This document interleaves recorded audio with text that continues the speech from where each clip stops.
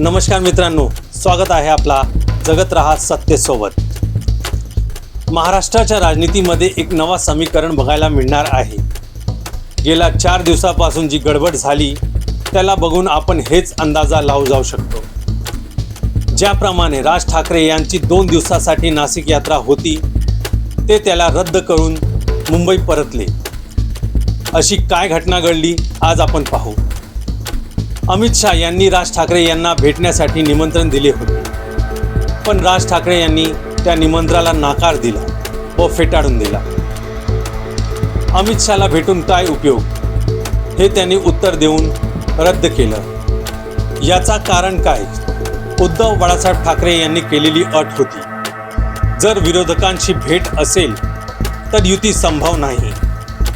राज ठाकरे यांनी या शब्दाला मान देऊन भेट अमित शाह बरोबर फेटाळलं। अमित शाह महाराष्ट्रात आले होते, पण प्रयत्न करून सुद्धा ते यशस्वी झाले नाही। सध्या अमित शाह दिल्लीत परत गेले नाराज होऊन। सध्याच्या सरकारला भीती आहे, जर उद्धव ठाकरे आणि राज ठाकरे यांचा पक्ष एकत्र आलं तर येणाऱ्या काळात जी महानगरपालिकाची निवडणूक आहे त्याला एक जोरदार मुकाबला बघायला भेटणार व त्यांना एक टोकाची टक्कर देणार।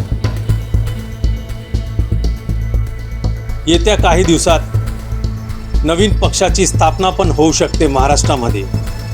ज्याप्रमाणे एकमेकांची भेट होत आहे या राजकारणाची, त्याला बघून हेच अंदाजा लावू जाऊ शकतो की काळामध्ये जर शरद पवार राष्ट्रवादी पार्टीचे व उद्धव बाळासाहेब ठाकरे शिवसेना पार्टीचे, राज ठाकरे मनसे पार्टीचे या तिघांमध्ये युती झाली तर उद्धव राज एक्सप्रेस बघायला भेटणार महाराष्ट्राच्या राजनीतीमध्ये।